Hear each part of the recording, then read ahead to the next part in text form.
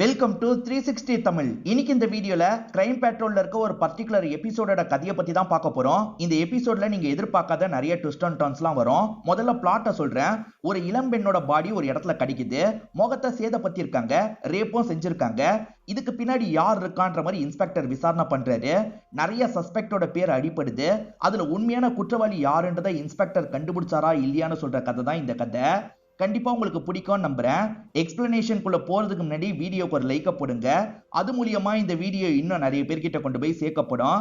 மேற்கொண்டு time waste பண்ணாம நம்ம நேரடியா எக்ஸ்பிளனேஷனுக்குள்ள போயிடலாம். எபிசோடு ஸ்டார்டிங் சீனே விடிய காலையில 4 மணிக்கு நடக்கிற விஷயத்த நமக்கு காட்டுறாங்க. லோடெல்லாம் ஏத்திட்டு போவாங்கல்ல, அந்த மாதிரி ஒரு வண்டி ஒரு இடத்துல வந்து நிக்குது. அது ஒரு ஆத்தங்கர மாதிரி தான் இருக்கு. இப்போ உள்ள ஒரு பொண்ணோட பாடி இருக்கு. அதை தூக்கி போட்டுட்டு ஒருத்தன் கிளம்பிடுறான். இப்ப காலையில சமயம் ஒரு நபர் இந்த இடத்துக்கு வராரு. ஒதுங்கிறதுக்காக தான் வந்திருக்காரு போல. இங்க ஒரு பொண்ணோட பாடி இருக்கிறத பார்த்து ஷாக் ஆயிடுறாரு. போலீஸ் கிட்ட சொல்லலான்ற மாதிரி போலீஸ்க்கு கால் பண்ணி தகவலை கொடுத்துடுறாரு. இப்ப கொஞ்ச நேரத்துல போலீஸ் டீம் வந்துடுறாங்க. இதுல ஒருத்தர் தான் இன்ஸ்பெக்டரா இருப்பாரு. இன்ஸ்பெக்டர் கூட இருக்கவங்க எல்லாம் நான் அசிஸ்டன்ட்னு சொல்றேன். அந்த பொண்ணோட ஃபேஸை உங்களால தெளிவா பார்க்க முடியல. ஏன்னா ஆசிட ஊத்தி பொசிக்கிருக்காங்கன்னு உங்களுக்கு தெரிய வருது. அந்த பொண்ணோட கண்டிஷனை பார்க்கும்போது ரேப் நடந்திருக்கு அப்படின்ற மாதிரி உங்களுக்கு டவுட் வருது. போஸ்ட்மார்ட்டம் ரிப்போர்ட் வரட்டும், அதுக்கப்புறம் பண்ண வேண்டிய விஷயத்த பண்ணலான்ற மாதிரி யோசிக்கிறாங்க. இப்போ போஸ்ட்மார்ட்டம் ரிப்போர்ட் இவங்களுக்கு வந்துருது. ஆனா போஸ்ட்மார்ட்டம் ரிப்போர்ட்ல நிறைய குழப்பங்கள் இருக்கு. அதை பத்திலாம் இவங்க டிஸ்கஸ் பண்றாங்க. ஆக்சுவலா அந்த பொண்ணை 2 பேர் ரேப் செஞ்சிருக்காங்க போல. 2 பேரோட சீமன் சாம்பிள் கிடைச்சிருக்கு. அந்த பொண்ணோட நகத்துல ஒரு ஸ்கின் பார்ட்டிகல் இவங்களுக்கு கிடைச்சிருக்கும். சரி, அந்த 2 பேர் கூட மேட்ச் பண்ணுதா அப்படின்ற மாதிரி செக் பண்ணிருப்பாங்க. மேட்ச் ஆகலன்ற மாதிரி வருது. அப்போ மொத்தம் 3 பேர் சேர்ந்த மாதிரி தப்பா நடந்திருக்காங்களா அப்படின்ற மாதிரிலாம் இவங்க யோசிக்கிறாங்க. இதை தாண்டி அந்த பொண்ணோட Dress முழுக்க கார்ன் ஆயில் இருக்கிறது இவங்களுக்கு தெரிய வருது. ஆக்சுவலா அது ஒரு விதமான ஆயில் போல. அந்த ஆயில் சப்ளை பண்ற வண்டியில இந்த பொண்ணோட பாடி கிடந்திருக்க வாய்ப்பு இருக்கு. அதனால தான் Dressோட பின்பக்கம் மட்டும் பட்டிருக்குன்ற மாதிரிலாம் இவங்க யோசிக்கிறாங்க. 2 பேர் ரேப் செஞ்சாங்களா இல்ல 3 பேர் ரேப் செஞ்சாங்களான்றது உங்களுக்கு தெரியல. இந்த வயசுல மிஸ் ஆவறதா யாராவது கம்ப்ளைண்ட் கொடுத்தாங்கன்னா எல்லாரையும் கூப்பிட்டு பாடியை காட்டுங்க, இந்த பொண்ணோட அடையாளத்தை முதல்ல கண்டுபிடிக்கலாம் அப்படின்ற மாதிரி சொல்லிட்டு ஆளுங்களும் சரின்ற மாதிரிலாம் ஏத்துக்கிறாங்க. நிறைய பேர் மிஸ்ஸிங் கம்ப்ளைண்ட்லாம் கொடுத்திருப்பாங்கல்ல, அவங்க எல்லாரையும் இந்த இடத்துக்கு வர வச்சிடுறாங்க. இது உங்க பொண்ணான்னு பாருங்கன்ற மாதிரி காமிச்சிட்டு இருக்காங்க. இல்ல இல்ல இது ஏன் பொண்ணு இல்லன்ற மாதிரி ஒவ்வொருத்தரா சொல்லிட்டு போயிட்டு இருக்காங்க. இந்த பேரண்ட்ஸ் 100% உறுதியா சொல்றாங்கன்னு சொல்ல முடியாதுல்ல. அதனால அந்த பேரண்ட்ஸோட DNA எல்லாம் எடுத்து மேட்ச் பண்ணி பார்க்க சொல்றாரு. சரின்ற மாதிரி டாக்டருமே ஏத்துக்கிறாரு. முதல்ல இந்த பொண்ணு யாருன்னு கண்டுபிடிச்சாதான் அடுத்த லெவலுக்கு கேஸை கொண்டு போக முடியும்னு யோசிக்கிறாரு. இது கொஞ்சம் சென்சிட்டிவான கேஸா மாறிடுச்சுல்ல, அதனால மீடியாட்கள்லாம் இந்த இடத்துக்கு வந்துடுறாங்க. கேள்வி மேல கேள்வி கேட்டுட்டு இருக்காங்க. இவர் எல்லா கேள்விக்கும் பதில்லாம் சொல்லிட்டு இருக்காரு. இப்ப இந்த பேட்டியை முடிச்சுட்டு இவர் கிளம்பலாம்னு நினைக்கிறாரு. இந்த பேட்டி எடுக்கிறதுக்காக வந்த ஒரு நபர் இருக்காருல்ல, அவர் மட்டும் கொஞ்சம் திருத்தர்னு முழிச்சிட்டு இருக்காரு. ஏன் எதுக்குன்னு தெரியல. இப்ப சைலண்டா அந்த பொண்ணை பார்க்கணும்னு நினைக்கிறாரு. அந்த பொண்ணோட பாடியை ஒரு ரூம்ல வச்சிருக்காங்கல்ல, அந்த பாடியை இவர் குறுகுறுன்னு பாக்குறாரு. இவர் யாரு என்னன்னு தெரியல. அந்த பொண்ணு கிட்ட இருந்து உங்களுக்கு போன் கிடைச்சிருக்காது. சரி, அந்த பொண்ணோட Dressல ஏதாவது கிடைக்குதா பாருங்கன்னு இன்ஸ்பெக்டர் சொல்லியிருப்பாரு. ஒரு கான்ஸ்டபிளும் உள்ள ஒரு லேபிள் ஒட்டி இருக்கிறத பாக்குறாரு. சரி, இந்த லேபிளை வச்சு கடையை கண்டுபிடிச்சிடலாம், கடைக்கிட்ட போனா ஏதாவது கிடைக்க வாய்ப்பு இருக்குன்ற மாதிரி சொல்லிட்டாரு. சரி போங்கன்னு இன்ஸ்பெக்டர் சொல்லிட்டாரு. இப்ப டீமும் கிளம்பி அந்த இடத்துக்கு வந்துடுறாங்க. லேபிளை வச்சு கடையை கண்டுபிடிச்சிடுறாங்க. இதை யாரு தச்சாங்கன்னு கண்டுபிடிக்க முடியுமான்ற மாதிரி கேக்குறாங்க. சார் ரெஜிஸ்டரை பார்த்தா கண்டுபிடிச்சிடலாம்னு சொல்லிட்டாரு. இப்ப ரெஜிஸ்டரை வச்சு யாரு பண்ணாங்கன்றத கண்டுபிடிச்சிடுறாரு. ஸ்ருதின்ற ஒரு பொண்ணு தான் தச்சிருக்காங்க. இதுதான் ஸ்ருதியோட அட்ரஸ்ன்ற மாதிரி தராரு. இவங்களுமே அட்ரஸ் வாங்கிக்கிறாங்க. அப்படியே கட் பண்ணி அந்த அட்ரஸ்ல இருக்க பொண்ணை நமக்கு காட்டுறாங்க. இந்த வீட்ல பிரியான ஒரு பொண்ணு இருக்காங்க. அவங்க புதுசா ஒரு Dress வாங்கியிருக்காங்க போல. ட்ரை பண்ணி பார்க்கலான்ற மாதிரி போட்டிருக்க Dress-அ கழட்டிட்டு இருக்காங்க. இவங்க Dress-அ கழட்டிட்டு இருக்கிறத ஜன்னல் வழியா ஒருத்தன் குறுகுறுன்னு பார்த்துட்டு இருக்கான். இதெல்லாம் பிரியாக்கு தெரியல. இப்ப பிரியாக்கு போன் கால் வருது. அதனால Dress-அ கலட்டுறதை நிறுத்திட்டு அட்டன் பண்ணி பேசுறாங்க. ஸ்ருதின்ற பொண்ணோட அம்மாவும் தங்கச்சியும் தான் கால் பண்ணிருக்காங்க. ஸ்ருதி வரவே இல்லையேமா, எப்பதான் கிளம்புவா அப்படின்ற மாதிரி அம்மா கேக்குறாங்க. எது இன்னும் வரலையா? அவன் நியாயப்படி பார்த்தா 2 நாளைக்கு முன்னாடியே வந்திருக்கணுமே அப்படின்ற மாதிரி சொல்லிட்டாங்க. என்னன்னு தெரியலமா, வரல, கால் பண்ணாலும் எடுக்க மாட்டான்ற மாதிரி அம்மா சொல்றாங்க. சரி நான் பாக்குறேன்ற மாதிரி இவங்களும் சொல்றாங்க. இவங்க பேசி முடிச்சுட்டு காலை கட் பண்றாங்க. அப்பதான் யாரோ காலிங் பில் அடிக்கிறாங்க. யாரு என்னன்னு பாக்குறதுக்காக கதவை திறக்கிறாங்க. பார்த்தா இன்ஸ்பெக்டரும் டீமும் தான் வந்திருக்காங்க. என்ன ஏதுன்ற மாதிரிலாம் இவங்க கேக்குறாங்க. இன்ஸ்பெக்டர் விஷயத்த சொல்ல ஆரம்பிக்கிறாரு. ஆக்சுவலா ஒருத்தன் எட்டி எட்டி பார்த்தான்ல, அவன் பக்கத்துல இருக்க பிச்சைக்காரன் போல. ஸ்ருதி உங்க ரூம்மேட் தானேன்னு கேக்குறாரு. ஆமா சார், என்னாச்சு அப்படின்ற மாதிரிலாம் பிரியா கேக்குறாங்க. சரி இது ஸ்ருதியோட Dress-ஆன்னு பார்த்து சொல்லுங்கன்ற மாதிரி இவங்க Dress-அ காட்டுறாங்க. ஆமா சார், ஸ்ருதி கடைசியா இந்த Dress தான் போட்டிருந்தா அப்படின்ற மாதிரி இவங்களுமே சொல்றாங்க. எங்களுக்கு ஒரு பாடி கிடைச்சிருக்கு, அது ஸ்ருதியோட பாடின்னு நாங்க சந்தேகப்படுறோம். ஸ்ருதி கடைசியா எங்க கிளம்பி போனாங்க, தெளிவா சொல்லுங்கன்னு கேக்குறாரு. இந்த பிரியாவும் சொல்ல ஆரம்பிக்கிறாங்க. ஆக்சுவலா ஸ்ருதியும் பிரியாவும் ரூம்மேட் போல. ஸ்ருதி ரொம்ப சந்தோஷமா இருக்காங்க. காரணம் ஆபீஸ்ல உங்களுக்கு ப்ரமோஷன் கிடைச்சிருக்கு. உன்னை விட வாசுன்னு ஒருத்தருக்கு எக்ஸ்பீரியன்ஸ் ஜாஸ்தியா இருக்குன்னு சொன்னியே, அதை மீறி உனக்கு எப்படி கிடைச்சதுன்னு பிரியா கேக்குறாங்க. அதான் எனக்கு தெரியலன்ற மாதிரி ஸ்ருதி சொல்றாங்க. ஸ்ருதிக்கு மகேஷ்னு ஒரு பாய் ஃப்ரெண்ட் இருக்காரு. நான் அவரை பாக்குறதுக்காக போறேன்ற மாதிரி இங்க இருந்து கிளம்பிடுறாங்க. ஆக்சுவலா பாய் ஃப்ரெண்ட பார்த்துட்டு அப்படியே ஊருக்கு போறேன்ற மாதிரி சொல்லியிருப்பாங்க. அதனால தான் அவங்க மிஸ் ஆகுறது கூட இவங்களுக்கு தெரியாம இருந்திருக்கும். இப்ப கொஞ்ச நேரத்துக்கு முன்னாடி தான் அம்மா கால் பண்ணாங்க. அவ மிஸ் ஆகுறது கன்ஃபார்ம் ஆயிடுச்சு அப்படின்ற மாதிரிலாம் இவங்க சொல்றாங்க. சரின்ற மாதிரி இன்ஸ்பெக்டர் என்ன பண்றாருன்னா மகேஷ் டீட்டெயிலா வாங்கிக்கிறாரு. கிளம்பலான்ற மாதிரி ஆளுங்களை கூப்பிட்டு கிளம்புறாரு. இன்ஸ்பெக்டர் வந்துட்டு போனதா அந்த பிச்சைக்காரன் கவனிச்சிட்டு இருக்கான். இந்த பிச்சைக்காரன் பிரியாக்கு தெரியாம பிரியாவோட ஷாலை எடுத்து வச்சிருக்கான். அதெல்லாம் ஒரு மாதிரி வியர்டா ஸ்னிஃப் பண்ணி பார்த்துட்டு இருக்கான். அப்படியே கட் பண்ணி இன்ஸ்பெக்டர் டீம் நமக்கு காட்டுறாங்க. இப்ப மகேஷ் வீட்டுக்கு வந்துடுறாங்க. எதுக்காக கேர்ள் ஃப்ரெண்ட சாவடிச்சன்ற மாதிரி கேக்குறாங்க. என்ன சார் சொல்றீங்கன்ற மாதிரி ஒரு ஷாக் ஆகிற மாதிரி கேக்குறாரு. நடிக்காதரா, உன் கேர்ள் ஃப்ரெண்ட கடைசி 2 நாளா நீ எதுக்காக கான்டாக்ட் பண்ணல, உண்மையை சொல்லுன்ற மாதிரிலாம் கேட்டுட்டு இருக்காங்க. எங்களுக்குள்ள சின்ன பிரச்சனை சார், அதனால தான் பேசலன்ற மாதிரி இவன் சொல்றான். என்ன நடந்தது ஒழுங்கா சொல்லுன்ற மாதிரிலாம் கேக்குறாங்க. நான் எல்லாத்தையும் சொல்லிடுறேன் அப்படின்ற மாதிரி பயந்த மாதிரி இவனும் சொல்றான். என் பாய் ஃப்ரெண்ட பார்க்க போறேன்ற மாதிரி அவங்க சொல்லிட்டு கிளம்புனாங்க பாத்தீங்களா, இவரை பார்க்கறதுக்காக தான் வந்திருப்பாங்க. இவங்க 2 பேருமே அடிக்கடி பிசிக்கல் ரிலேஷன்ஷிப்லாம் வச்சுப்பாங்க போல. அந்த மாதிரி பிசிக்கல் ரிலேஷன்ஷிப்லாம் வச்சு முடிச்சிடுறாங்க. அப்ப ஸ்ருதி இருக்காங்கல்ல, எனக்கு ஆபீஸ்ல ப்ரொமோஷன் கிடைச்சிருக்கு அப்படின்ற மாதிரி சொல்றாங்க. உன்னை விட வாசுன்றவருக்கு தானே எக்ஸ்பீரியன்ஸ் ஜாஸ்தியா இருக்கிறதா சொன்னேன், அப்புறம் எப்படி உனக்கு ப்ரொமோஷன் கிடைச்சது அப்படின்ற மாதிரி கேக்குறாரு. அதான் எனக்கும் தெரியலன்ற மாதிரி அவங்க சொல்றாங்க. ஆனா பாய் ஃப்ரெண்ட் இருக்கார்ல, ஒருவேளை என் கூட ஒன்னா இருக்க மாதிரி பாசு கூடயும் ஒன்னா இருந்துட்டியான்ற மாதிரி கேக்குறாரு. இதை கேட்டோன்னா உங்களுக்கு கோவம் வந்துருது. இந்த மாதிரி பேசணும்னா அவ்வளவுதான் அப்படின்ற மாதிரி சொல்றாங்க. என்னடி பெரிய பத்தினி மாதிரி சீன் போடுற, கல்யாணத்துக்கு முன்னாடி என் கூட ஒன்னா இருந்தவ தானே நீலாம் எதுக்காக இந்த மாதிரி பேசுறன்ற மாதிரி புடிச்ச தள்ளி விடுறாரு. இவங்களுக்கு பாய் ஃப்ரெண்ட் இப்படி பேசுறத பார்க்கும்போது கஷ்டமா இருக்கு. நான் கிளம்புறேன்ற மாதிரி இங்க இருந்து கிளம்ப போறாங்க. எங்க வேகமா கிளம்ப பாக்குற, அப்படி என்ன நான் தப்பா பேசிட்டேன் இருன்ற மாதிரிலாம் சொல்றாரு. ஆனா இவங்க இருக்காங்கல்ல, கோவத்துல இவரை புடிச்சு தள்ளி விடுறாங்க. வேகமா இங்க இருந்து கிளம்பி போயிடுறாங்க. இதான் நடந்தது அப்படின்ற மாதிரிலாம் இவர் சொல்றாரு. இந்த சமயம் ஆளுங்க தேடி பார்த்திருப்பாங்க. ஆசிட் பாட்டில் கிடைச்சிருக்கு அப்படின்ற மாதிரி சொல்றாங்க. சார் பாத்ரூமை கிளீன் பண்றதுக்காக வச்சிருக்கேன், இதுல என்ன தப்பு இருக்குன்ற மாதிரி இவர் கேக்குறாரு. இதுல தப்பு இல்லப்பா, அது அவங்க மூஞ்சில ஊத்துனல்ல, அதுதான் தப்புன்ற மாதிரி சொல்றாங்க. நீ ஸ்டேஷனுக்கு நடன்ற மாதிரி வேகமா ஸ்டேஷனுக்கு இழுத்துட்டு போயிடுறாங்க. ஸ்ருதியோட அம்மாவை இவங்க வர வச்சிடுறாங்க. இது உங்க பொண்ணா பாருங்கன்ற மாதிரி காட்டுறாங்க. அம்மா அவங்கள பார்த்தோன்னே ஷாக் ஆன மாதிரி மயக்கம் போட்டுறாங்க. உடம்ப வச்சே பொண்ணுன்றதை கண்டுபிடிச்சிடுறாங்க. இப்ப அம்மாக்கு ட்ரீட்மெண்ட்லாம் போயிட்டு இருக்கு. இங்கதான் சில விஷயங்களை யோசிச்சு பாக்குறாங்க. ஆக்சுவலா பொண்ணை இவங்களுக்கு ரொம்ப ரொம்ப பிடிக்கும். ஹஸ்பண்ட் போனதுக்கு அப்புறம் பொண்ணு தனியாலா இவங்க 2 பேரும் நல்லபடியா பார்த்துப்பாங்க. தங்கச்சியை நல்லா படிக்க வைக்கணும், அதுக்கப்புறம் தான் என் கல்யாணத்தை பத்தி யோசிக்கணும் அப்படின்ற மாதிரிலாம் அம்மா கிட்ட சொல்லுவாங்க. இவங்க 3 பேர் சேர்ந்து விளையாடலாம் செஞ்சிருப்பாங்க பாத்தீங்களா, அந்த விஷயத்தை தான் பிரசன்ட்ல அம்மாவும் தங்கச்சியும் யோசிச்சு பார்த்து ஃபீல் பண்றாங்க. ஆக்சுவலா 2 பேரோட சீமன் ட்ரேசஸ் கிடைச்சது பாத்தீங்களா, அதுல ஒண்ணு மகேஷோடது அப்படின்றது கன்ஃபார்ம் ஆயிருது. இப்ப மகேஷை போட்டு பயங்கரமா அடிக்கிறாங்க. நீ தானே ரேப் பண்ண அப்படின்ற மாதிரிலாம் கேக்குறாங்க.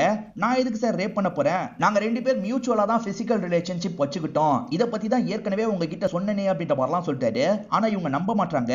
உண்மையை சொல்லு, உன் ஃப்ரெண்ட்ஸ் யாரையாவது வர வச்சியான்ற மாதிரிலாம் கேக்குறாங்க. அப்படிலாம் நான் பண்ணலன்ற மாதிரி இவர் சொல்லிட்டு இருக்காரு. ஒரு ஸ்டேஜ்ல இவரை தள்ளி விட்டுட்டு இவங்களும் அந்த ரூமை விட்டு வெளியே வந்துடுறாங்க. இவன் சொல்றதும் உண்மையா இருக்க வாய்ப்பு இருக்கு. இன்னொருத்தரோட சாம்பிள் கிடைச்சிருக்குல்ல, அந்த நபர் ஒரு வேளை தப்பா நடந்திருக்க வாய்ப்பு இருக்கு. அவன் யாருன்றதை கண்டுபிடிக்கணும் அப்படின்ற மாதிரிலாம் டிஸ்கஸ் பண்ணிட்டு இருக்காங்க. இப்ப இன்ஸ்பெக்டருக்கு டாக்டர் கிட்ட இருந்து போன் கால் வருது. உடனே கிளம்பி வாங்கன்ற மாதிரிலாம் டாக்டர் சொல்லிட்டாரு. இப்ப இவங்க எல்லாருமே டாக்டரை பாக்குறதுக்காக வந்துடுறாங்க. என்னதான் அம்மா கன்ஃபார்ம் பண்ணியிருந்தாலும் இவங்க கன்ஃபார்ம் பண்ணணும்னு நினைச்சிருப்பாங்க. அதனால அம்மாவோட டிஎன்ஏவை அந்த பாடி கூட மேட்ச் பண்ணிருப்பாங்க. அது மூலியமா கண்டிப்பா இறந்து போனது ஸ்ருதின்றது உங்களுக்கு தெரிஞ்சிருது. ஏன்னா ட்ரெஸ்ஸை மாத்தி கூட இந்த மாதிரி பண்ணிருக்கலாம்ல, அதனால தான் இந்த டெஸ்ட் எல்லாம் பண்ணிருப்பாங்க. இந்த பிச்சைக்காரன் ஒரு இடத்துல உட்காந்துட்டு இருக்கான் பாத்தீங்களா. இப்ப காய்கறி விக்கிற ஒரு நபர் இந்த இடத்துக்கு வந்துட்டு இருக்காரு. இங்கேயே வண்டியை நிறுத்திடுறாரு. இங்க எதுக்காகடா வண்டியை நிறுத்துற, போன்ற மாதிரி இவன் சொல்லிட்டு இருக்கான். ப்ளீஸ்னா கொஞ்சம் பொழப்ப பாப்பன்ற மாதிரிலாம் இவர் சொல்லிட்டாரு. சரி கொஞ்சம் தள்ளி வேணா நிறுத்திக்கோ அப்படின்ற மாதிரி பிச்சைக்காரன் சொல்றான். இவருமே சரின்ற மாதிரி பக்கத்துல வண்டியை நிறுத்திடுறாரு. வியாபாரம் பாக்குறாரு.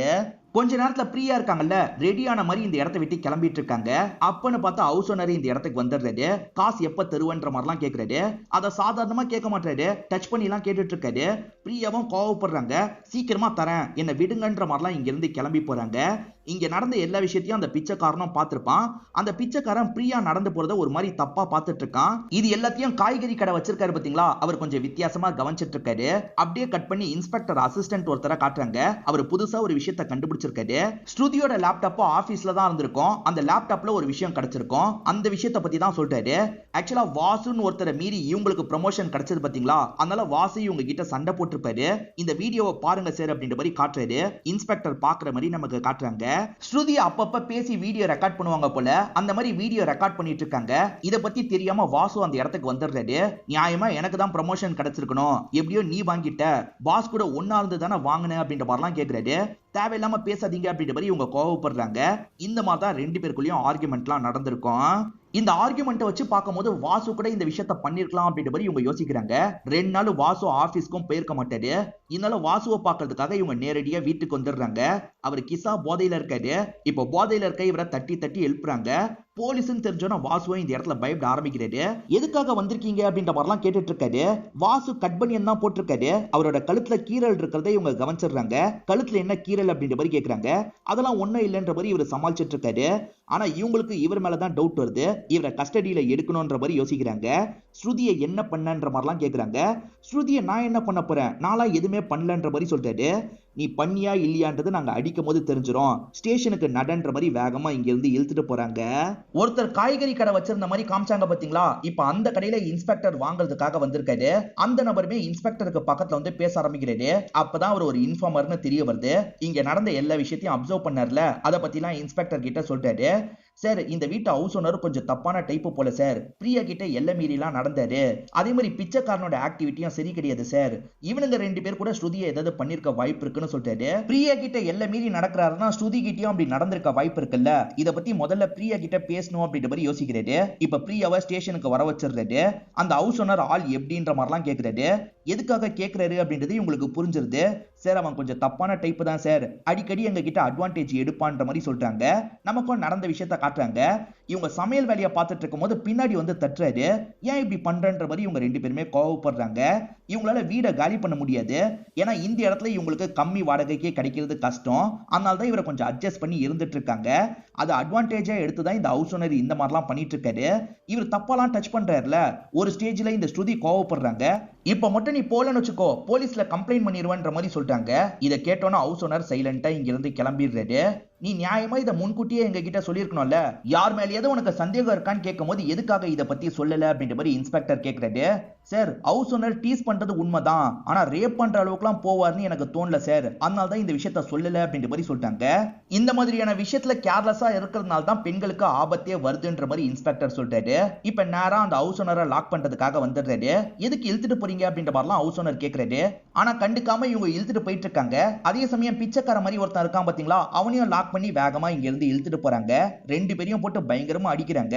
உனக்கு அந்த ஸ்ருதி மேல ரொம்ப நாளாவே கண்ணு, ஸ்ருதியை லாக் பண்ணி ரேப் பண்ணிருக்க, உண்மைதானே அப்படின்ற மாதிரிலாம் கேக்குறாங்க. இவங்க 2 பேர்கிட்டயும் தனித்தனியா தான் அடிச்சு விசாரணை பண்ணிட்டு இருக்காங்க. ஆனா இவங்க 2 பேருமே நாலாம் பண்ணலன்ற மாதிரி சொல்லிட்டு இருக்காங்க. அப்படியே கட் பண்ணி நமக்கு ஸ்ருதியோட அம்மாவா காட்டுறாங்க. இப்ப ஸ்ருதியோட சொந்தக்கார அங்கிள் தான் ஒருத்தர் வந்திருக்காரு. நான் எவ்வளவு சொன்னேன் இந்த இடத்துக்கு வரலாம் வேணான்ட்டு, இப்ப பாரு உன் பொண்ணுக்கு ரேப் நடந்திருக்கு, அதே மாதிரி இறந்தும் போயிருக்கான்ற மாதிரிலாம் சொல்லிட்டு இருக்காரு. இப்பதான் அம்மா சில விஷயங்களை யோசிச்சு பாக்குறாங்க. இந்த அங்கிள் எப்ப பாரு அட்வைஸ் பண்ணிக்கிட்டே இருப்பாரு. நீ எதுக்காக சிட்டிக்கெல்லாம் போனோம், இங்கே இரு, இங்கே குடும்பத்தை ரன் பண்ணு அப்படின்ற மாதிரிலாம் சொல்லியிருப்பாரு. ஆனா பதிலுக்கு இவங்க பயங்கரமா டென்ஷன் ஆகுறாங்க. நான் அங்க சம்பாதிச்சாதான் என்னோட ஃபேமிலியை நல்லபடியா பாத்துக்க முடியும், கண்டிப்பா நான் வேலைக்கு போக போறேன். இவ்வளவு பேசுறீங்களே, என்னோட அப்பா சாகும் போது எங்களை எட்டி பாக்குறதுக்காகவாது வந்தீங்களா, வரல அப்புறம் என்னன்ற மாதிரிலாம் கேட்டிருப்பாங்க. பிரசன்ட்ல அம்மா அதை தான் யோசிச்சு பாக்குறாங்க. என் பொண்ணு உங்களை பத்தி சொன்னது சரிதான், இப்ப கூட நீங்க ஆறுதல் சொல்றதுக்காக இந்த இடத்துக்கு வரல, உங்க பெருமையை பேசுறதுக்காக தான் வந்திருக்கீங்கன்னு தெரியுது. இந்த நேரத்துல எங்களை மேற்கொண்டு கஷ்டப்படுத்தாதீங்க, கிளம்புங்க அப்படின்ற மாதிரி சொல்றாங்க. இவருமே கோவமா இங்க இருந்து கிளம்பிடுறாரு. இப்ப அம்மாவும் தங்கச்சியும் ஃபீல் பண்ணி அழுதுட்டு இருக்காங்க.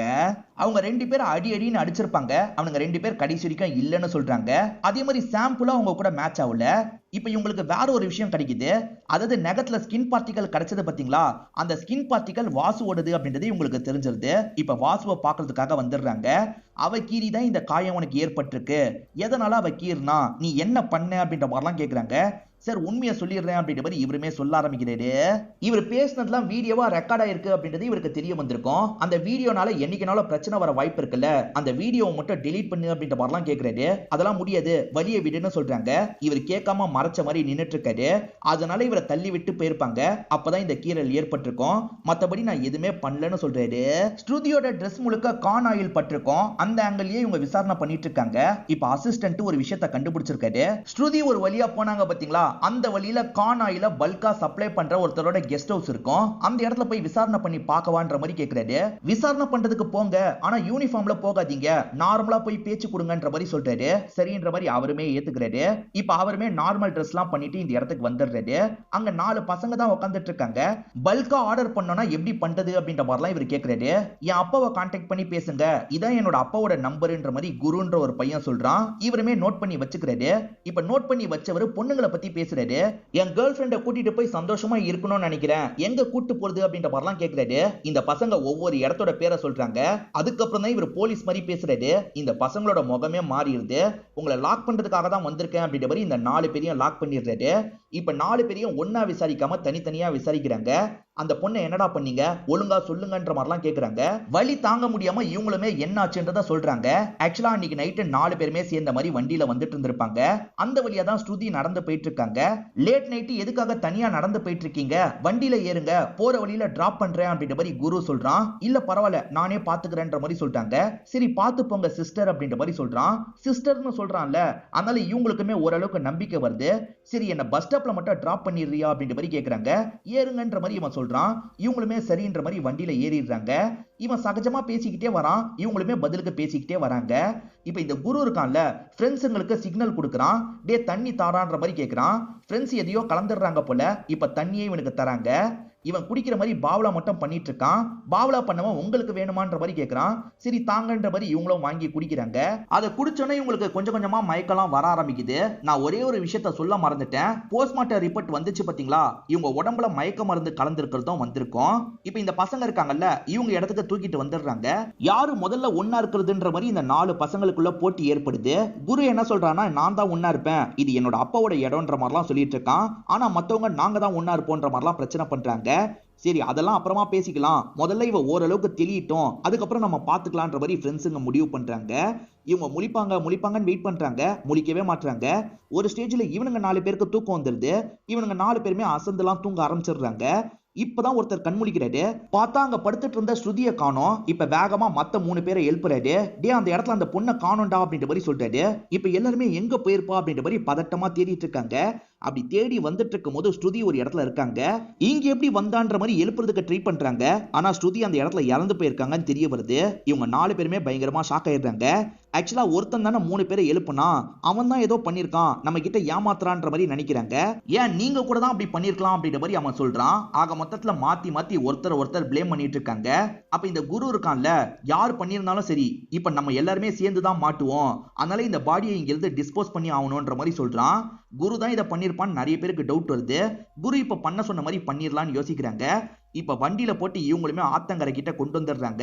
அந்த பொண்ணோட முகம் தெரிஞ்சா ஈஸியா கண்டுபிடிச்சு விசாரணை பண்ண ஆரம்பிச்சிருவாங்கல்ல, முகத்தை சேதப்படுத்திடணும் அப்படின்ற மாதிரி இவங்க தான் சேதப்படுத்தி இருப்பாங்க. இதான் நடந்தது அப்படின்ற மாதிரி பசங்க சொல்லிட்டு இருக்காங்க. இப்பயும் பசங்க இருக்காங்கல்ல, அவன் தான் இதை பண்ணிருக்க வாய்ப்பு இருக்கு, இவன் தான் பண்ணிருக்க வாய்ப்பு இருக்குன்னு மாத்தி பழியெல்லாம் போட்டுட்டு இருக்காங்க.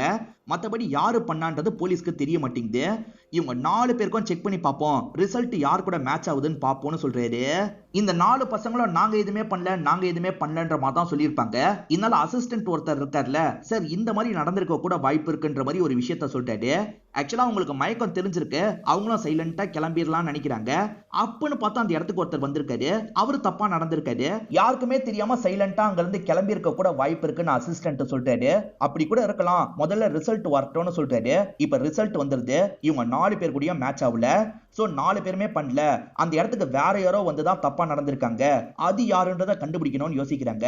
உங்களை தாண்டி அந்த இடத்துக்கு யாரெல்லாம் வருவான்ற மாதிரி கேக்குறாங்க.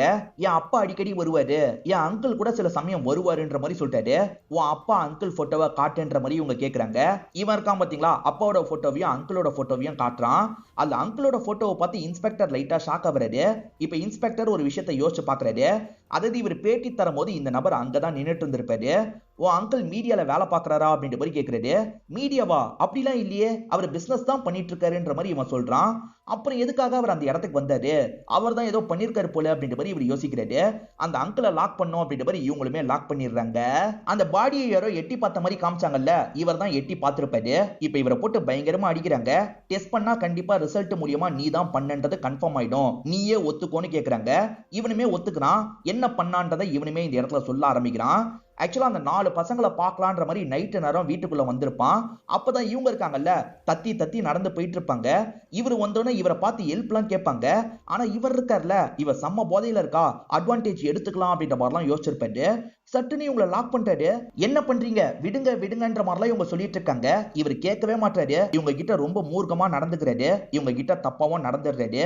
எதுவுமே தெரியாத மாதிரி கிளம்பிடலாம், அந்த பசங்க பண்ண வேண்டிய விஷயத்த பண்ணிடுவாங்க அப்படின்ற மாதிரி இவர் யோசிச்சிருப்பாரு. அந்த பசங்களும் பாடியை டிஸ்போஸ் பண்ணிருப்பாங்க. இருந்தாலும் இந்த கேஸ் ரிலேட்டடா இவருக்கு பயம் இருக்கும். அதனால தான் இந்த கேஸை க்ளோஸா வாட்ச் பண்ணிருப்பாரு. சொல்லிட்டு இருக்க இந்த நபர் இருக்காரு பாத்தீங்களா, நான் ரேப் மட்டும் தான் பண்ணேன், அவளை நான் கொலைலாம் பண்ணல, நான் சொல்றதை நம்புங்கன்ற மாதிரிலாம் சொல்றான். இதை கேட்கிற இன்ஸ்பெக்டர் கோவப்பட்டு இவனை போட்டு பயங்கரமா அடிக்கிறாரு. நீ ரேப் பண்ணும் போது சஃபகேஷன் ஏற்பட்டிருக்கு, அதனால தாண்டா அவ இறந்து போயிருக்கா, எப்படி அவனால இப்படி பண்ண முடிஞ்சது அப்படின்ற மாதிரிலாம் போட்டு சம்மடி அடிக்கிறாரு. இப்ப ஸ்ருதியோட பாடியை இங்க இருந்து கொண்டு போறாங்க. குற்றவாளியை இவர் கண்டுபிடிச்சிட்டாருல, அதை பத்தி அம்மா கிட்ட சொல்றாரு. அதே சமயம் அம்மாவுக்கும் தங்கச்சிக்கும் ஆறுதல்லாம் சொல்றாரு. இதோடயே இந்த கதையை நமக்கு முடிச்சிடுறாங்க. இந்த கதையில வந்த ட்விஸ்ட் அண்ட் டர்ன்ஸ்லாம் கண்டிப்பா உங்களுக்கு பிடிச்சிருக்கும்னு நம்புறேன். இந்த வீடியோ உங்களுக்கு பிடிச்சிருந்ததுன்னா லைக் பண்ணுங்க, கமெண்ட் பண்ணுங்க, மறக்காம 360 தமிழ் சேனலை சப்ஸ்கிரைப் பண்ணுங்க. தொடர்ச்சியா இந்த மாதிரி வீடியோக்கள் வந்துகிட்டே தான் இருக்கும்.